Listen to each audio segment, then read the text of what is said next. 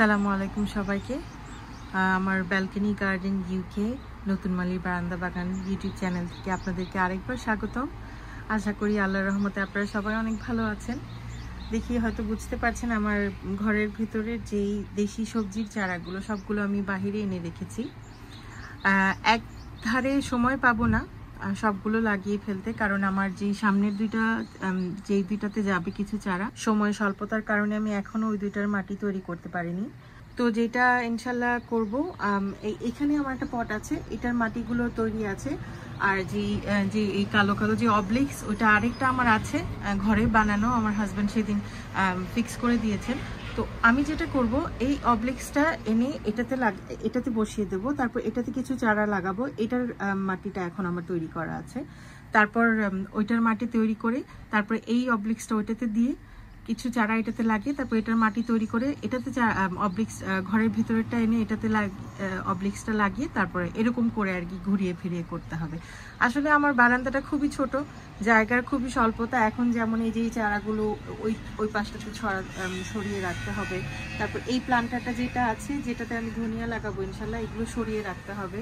এই আনারের চারাগুলো মুভ করতে হবে। তাছাড়া আমি একদমই লেবুর চারাটাও মুভ করতে হবে। আসলে তাছাড়া আমি একদমই এখানে মুভ অ্যারাউন্ড করতে পারবো না চারাগুলো লাগানোর জন্য সুন্দর মতো। তো এই তো এখানে রেখেছি, সব একসাথে পারবো না, বাচ্চাদের স্কুল থেকে প্রায় আনার সময় হয়ে গেছে, তো সেদিকেও আমার খেয়াল রাখতে হবে। যতটুকু পারবো হয়তো চারাগুলো এখন মুভ করে জাস্ট অবলিক্সটা এখানে লাগিয়ে, জানি না লাগাতে পারবো কিনা চারা এখনো, কিন্তু কিছু কাজ এখন শুরু করব। এখন প্রায় বাচ্চাদের স্কুল টেক আপ টাইম হয়ে গেছে, তো প্রায় 3টা বেজে গেছে। বাহিরে সকালবেলা এনে বাহিরে রেখে দিয়েছিলাম, এখন ইনশাল্লাহ একটা একটা করে লাগিয়ে দেব ঠিকঠাক মতো করে। আর দেখেন, একটা জিনিস দেখানোর জন্য আমি একটু উতলা হয়ে আছি। এই শিমের গাছটা, এখানে আমার 4টা শিমের গাছ আছে, দেখলে অবশ্য বুঝতে পারবেন না, যখন লাগাবো তখন বুঝবেন। এখানে আমি 1G কাটিং করে দিয়েছিলাম, তারপর আরেকটা এরকম ডাল বেরিয়েছিল, কিন্তু আনফর্চুনেটলি আসলে অবহেলার কারণেই হবে, দুইটা ডালই মরে গেছে। এখন আমি জানি না এটা থেকে আর কোনো ডাল আছে কিনা যেটা উপরের দিকে উঠবে, কিন্তু আলহামদুলিল্লাহ এখানে ছোট্ট করে আবার নতুন করে ডাল বেরোচ্ছে। তো দেখা যাক ইনশাল্লাহ কি হয়, হয়তো লাগানোর পরে একটু ভালো রোদ পেয়ে ইনশাল্লাহ ভালো হয়ে উঠবে। তো আমার সাথেই থাকেন, এটা একটা ইনশাল্লাহ ট্রানজিশন ভিডিও হবে। তারপর আঙুরের চারাটাও আমি একটু প্রুন করে দেব, সেটা আর দেখাবো না। আসলে আমিও নতুন আঙুরের সাথে, তো আমি নিজে আসলে পরীক্ষামূলকভাবে প্রুন করব। শুধু যে দুইটাতে ডালে ফল এসছে সেই দুইটা বাদে সবগুলো কেটে দেব, যেন বেশি পানির প্রয়োজন না হয়, কারণ আমি জানি যে এখন আর কোনো আঙুরের ফুল আসবে না। তো ইনশাল্লাহ এই চারাগুলো লাগাবো, আঙুরের গাছটা প্রুন করব। আমার সাথেই থাকবেন। দেখেন, খানিকটা জায়গা খালি করেছি, মরিচের চারাগুলো ভেতরে দিয়ে দিয়েছি, এখান থেকে খালি করে ফেলেছি প্ল্যান্টারটা সরিয়ে, আর ছোট ছোট আনার আর বাদ বাকি যে ছোট ছোট চারা ছিল সরিয়ে ফেলেছি। এখন অবলিক্সটা এনে এখানে লাগিয়ে দেব। অবলিক্সটা নিচে ততটুকুই বসাবো যতটুকু ওই আগেরটাও ছিল। এখানে মাটির এই পরিমাণ পর্যন্ত যতটুকু মাটি দেখা যাচ্ছে, পুশ করে এরকম করে, খুবই আসলে ইজি এই অবলিক্স বসানো। একটু মুভ করে করে বসাতে হয়, কিন্তু ঢুকে গেলে মাশাআল্লাহ এরকম সুন্দর মতো হয়ে থাকবে। দেখেন, আমার আসলে এই পটের মাটিটা যেহেতু তৈরি করা আছে, আমার আর কোনো ঝামেলা হচ্ছে না। এখানে আমি 2টা মিষ্টি কুমড়া চারা দেবো ইনশাল্লাহ, আর একটা লাউয়ের চারা দেব। আর যেই বাদ বাকি 2টা লাউয়ের চারা আমার থাকবে, সেটা আমি ওইখানে একটা পটে দেব। আর ওইটার সাথে আমি যে নতুন যে বাটারনাট স্কোয়াশ যেগুলো আমি তৈরি করেছি চারা, ওইখান থেকে 2টা লাগিয়ে দেবো ওইখানে। তো ইনশাল্লাহ জানি ছোট পট, কিন্তু ইনশাল্লাহ দেখা যাক কি হয়, এটা এক্সপেরিমেন্টালি আমি আসলে করছি। মাশাআল্লাহ দেখেন, আমি আসলে চিন্তা করছি লাউয়ের চারাগুলো যেহেতু বেশি ভাইনি হয়, লাউয়ের চারাগুলো আগে লাগিয়ে দিই। তো যেই 2টা লাউয়ের চারা আগে লাগানোর কথা ছিল সেই 2টা লাগিয়ে দেবো ইনশাল্লাহ এখানে। দেখেন মাশাআল্লাহ কি সুন্দর শেকড় হয়ে গেছে। এখন এটা থেকে বের করা একটা চ্যালেঞ্জিং ব্যাপার।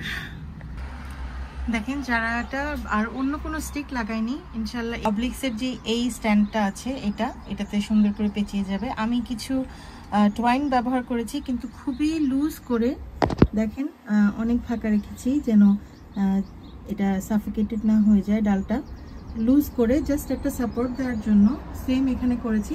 প্রথমে এটাকে এরকম করেছি, করে এখান থেকে আবার নিয়ে এখানে লাগিয়ে দিয়েছি খুবই লুজলি, যেন এটা বারবার পড়ে না যায় আর একটা সাপোর্ট পায়।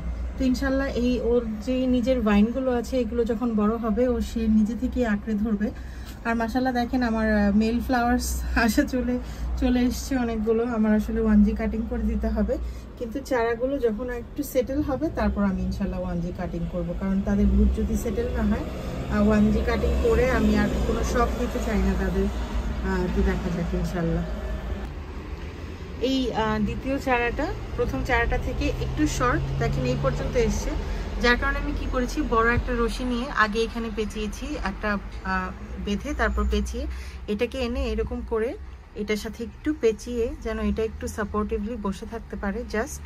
তারপর এখানে আমি একটা গিট দিয়ে দিয়েছি খুবই হালকা করে। দেখেন অনেক ফাঁকা আছে, ডালগুলো বড় হতে মুভ অ্যারাউন্ড করতে কোনো সমস্যাই হবে না ইনশাল্লাহ। দেখেন মিষ্টি কুমড়ার যে ছোট চারাগুলো যেগুলো বাটারনাট স্কোয়াশ, ওগুলো ছোট অবস্থাতেই আমি এখান থেকে তুলে দুটা দিয়ে দিচ্ছি। ছোট অবস্থাতে দিলে তারা খুব সহজে নিজের মতো করে রুটস ডেভেলপ করবে। ফাইনালি আজকে আমি বেগুনের চারাগুলো লাগিয়েছি। গতকাল আর সময় করতে পারিনি, রোদের কারণে আমি কিছুই দেখতে পাচ্ছি না যে আমি ফোনে কি ভিডিও রেকর্ডিং করছি, কিন্তু আশা করি আপনারা বুঝতে পারছেন। আলহামদুলিল্লাহ গতকাল আমি একদম মাগরিব ওয়াক্তের আগেই আলহামদুলিল্লাহ শিমের চারা, আসলে আমার এত দেরি হতো না, আমার 2টা পট রেডি করা ছিল না, সার দিয়ে নতুন মাটি দিয়ে একদম সব মাটি তুলে খুঁড়ে একদম নতুন মাটি দিয়ে আগের মাটি নতুন মাটি সার মিলিয়ে একটা পট রেডি করতে অনেক সময় লাগে। তার উপর আবার আমার ছোট বাচ্চা আছে, সে সারাক্ষণ এসে বিরক্ত করে। তো আসলে সব মিলিয়ে আলহামদুলিল্লাহ কালকে এই কয়টা করেছি, আর আজকে এই 3টা বেগুনের চারা লাগিয়ে দিয়েছি। ভেবেছিলাম একটা পটেই 3টা বেগুন দিব, কিন্তু আমি ভাবলাম যে পরে দেখলাম যে না, এত বড় আমার প্ল্যান্টারগুলো আসলে এত বড় না, তো ঠিক আছে একটা এরকম ছোট পটে একটা দিয়ে দিয়েছি। দেখা যাক ইনশাল্লাহ কি হয়। আগে কখনোই আমি বেগুন বা এই শিম করেছি, আলহামদুলিল্লাহ আমার শিম হয়েছিল গত বছর, অনেক ভালোই ফলন হয়েছিল, কিন্তু এই লাউ আর মিষ্টি কুমড়া আর এই বেগুন কাঁচামরিচ এগুলো আমার প্রথমবার করা। কাঁচামরিচের চারাগুলো এখনো বাহিরে দেব না, কিছু সময় নেই, দেখি আমার আসলে আরো অনেক প্ল্যান্টিং বাকি আছে। আমি আমার পিসগুলোকে লাগাবো, পিছনে ওইখানে আছে, তারপর কিছু ক্ষীরা আছে, মিষ্টি কুমড়া, আরো কিছু বাটারনাট স্কোয়াশ যেগুলো আছে জানি না ওগুলো কোথায় লাগাবো। এটার ওই পটটার ভিতরে আমি 2টা লাগিয়ে দিয়েছি দুই পাশে, এগুলো বড় হবে আস্তে আস্তে 2টা লাউয়ের চারার সাথে। তো এই তো আলহামদুলিল্লাহ অনেক দেখতে মনে হয় খুব অল্প কাজ, কিন্তু আসলে অনেক সময় লেগেছে আমার, অনেক কাজ আসলে এখানে। আর একটা চটজলদি একটা জিনিস দেখিয়ে নিই, আমার এই অবলিক্সগুলোর এই জায়গাগুলো থাকাতে আমার যে একটা সুবিধা হয়েছে, যেমন এরকম আগাটা যেটা এই পর্যন্ত যাচ্ছে না, যেখানে আমি রশি দিয়ে বাঁধতে পারবো না, সেটাকে আমি কি করেছি দেখেন, এটার বেলায় আমি এইখান থেকে বেঁধে একটু ঘুরিয়ে তারপর একটা এরকম একটা লুজ একটা মানে একটা রশির মতো বানিয়েছি, সেটার ভিতরে এটা ঢুকিয়ে দিয়েছি প্রত্যেকটা মাথা যেগুলোর এরকম প্রয়োজন ছিল। ইনশাল্লাহ আপনাদের সাথে আপডেট শেয়ার করব। বারান্দার ভেতরে রেখেছি, এই পাশটাতে আনিনি যেন বেশি তাপ না লাগে। তারপরেও আলহামদুলিল্লাহ দেখেন আমি গতকাল বাহিরেই ছিল, গতকালের আগের দিন গতকাল সকালে বাহিরে এনে রেখেছি। সকালে আমার বারান্দাটা অনেক ঠান্ডা থাকে, কারণ রোদটা আমার অপোজিট সাইড থেকে ওঠে, এই বারান্দায় রোদটা আসতে শুরু করে 2টা-3টা থেকে, তো অনেক ঠান্ডার মধ্যে ছিল, আমি একটু ভয় পাচ্ছিলাম, তারপরে আল্লাহ ভরসা বলে আমি আসলে রেখে দিয়েছি। তারপর বিকালেই সন্ধ্যা পর্যন্ত লাগিয়েছি এই কয়টা চারা, দেখেন আলহামদুলিল্লাহ ভালো আছে। তো আজকে আমার ভিডিওটা এই পর্যন্ত, ইনশাল্লাহ আপনাদের সাথে আবার আপডেট শেয়ার করব। আমার চারাগুলোর জন্য, আমার ফ্যামিলির জন্য, সবার জন্য দোয়া করবেন। আল্লাহ আপনাদেরও অনেক ভালো রাখুক, এই দোয়ায় শেষ করছি অনেক বড় একটা ভিডিও। আসসালামু আলাইকুম।